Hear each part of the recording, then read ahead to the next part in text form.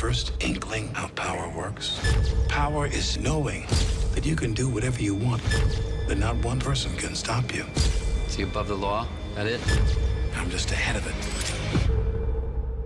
Hey, I'm reviewing here.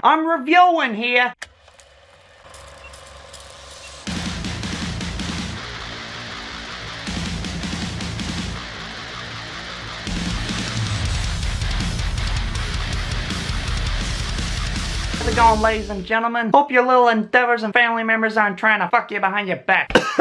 Damn it. I knew I caught a case of the old Brooklyns. DeeJsee, one of America's top actors that really hadn't been getting much attention in recent memory. But I'm sure the minute that you see one of his films, you know that what you're seeing is something very special to behold. That person there decided to direct, write, and produce his own movie, Motherless, Brooklyn. Directed by Edward Norton, starring Edward Norton. I know, it's a bit weird, but trust me. Bruce Willis, Gugu Mbatha-Raw, Alec Baldwin, Willem Dafoe, Cannavale, and Ethan Suplee. Based on the book of the same name by Jonathan Lethem, following the story of a private law insurance firm trying to solve the case of a friend in danger and stopping their racist accomplices from taking down the town. Is this movie an overlooked masterpiece, or is it a little too confusing for the masses to understand? Let's find out. Kick it into the good.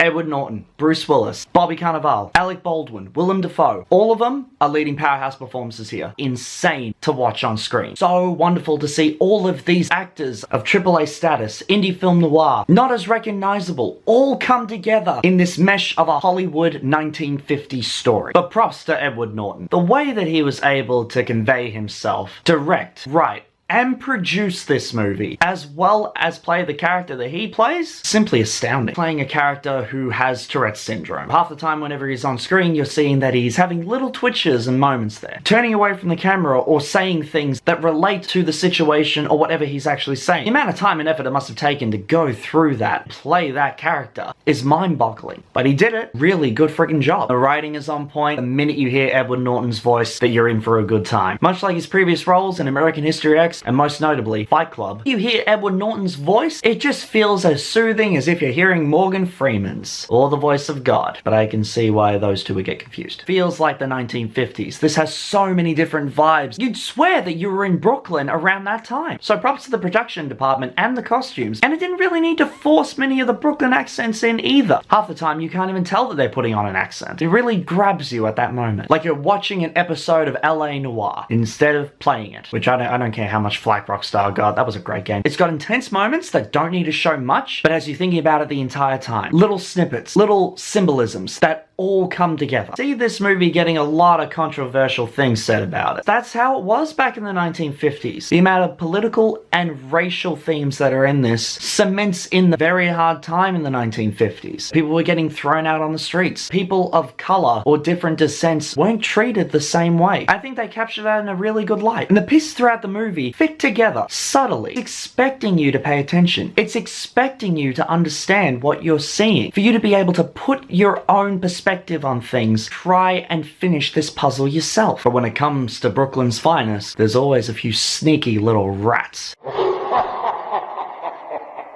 There are too many cuts. When this was on the cutting room floor in the editing department, I don't really know what they were thinking. In 3 minutes, you've got about 50 cuts going back and forth between people. It was hard to keep up at times, because it feels like the story is going along at a snail's pace, but the dialogue is firing at you like an assault rifle. Maybe I'm reading too deep into it. But as I sat on this movie and gave it a couple of days, maybe what they were going for to sort of relate directly to the main character. How it feels to be someone who has this condition. Remember everything you've done, everything you've seen, everything you've heard, everything you've written down, having your mind racing at a mile a minute, unable to stop or slow down, and feeling like there's no one around you that can care for you the way that a mother can. That when it comes to calming moments, you see the movie slow down. That it feels real. That we have a society like this. It's always hustling and bustling, but no one ever stops and thinks, just slow down a little. Maybe I'm reading too deep into it. It would make sense with what it's trying to relate to. But some of the more obvious problems are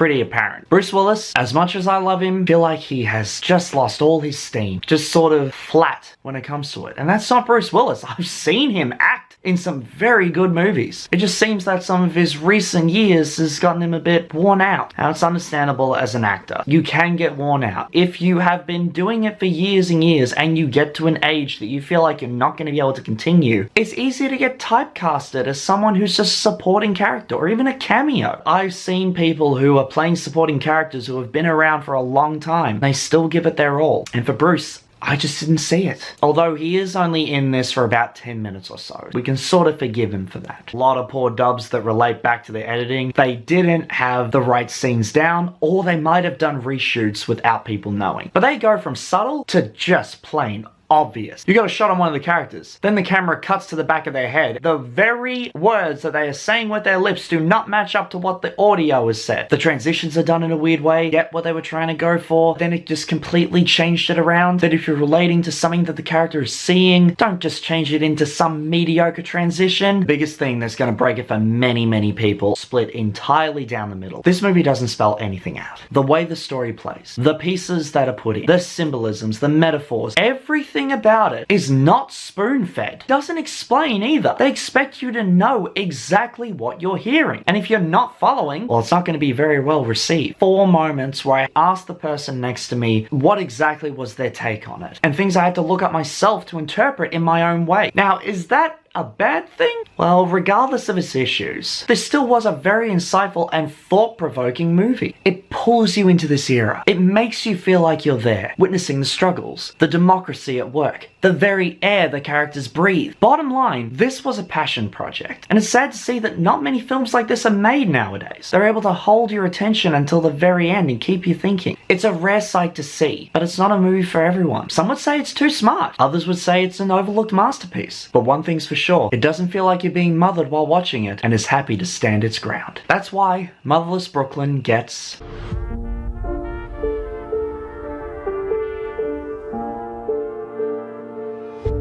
Now, I always like to end my reviews with a quote from the film, and surprisingly, there were a lot. I mean, come on, when it comes to Edward Norton, you practically quote half his movies. Bailey's what my head calls me. Calls me out whenever I try to resist. There's things that calm it down. Gum, weed, sometimes something a little stronger when I'm in a bad shape. But if I try to put a lid on it, it gets worse. If I try to fight it, it gets worse. If I'm excited, it gets worse. It's an argument I can't win. You'll know when you see it. But that being said, did you see it? Will you see it? And if so, let me know in the comments. Until then, I've been DeeJsee, and always remember, did you see it?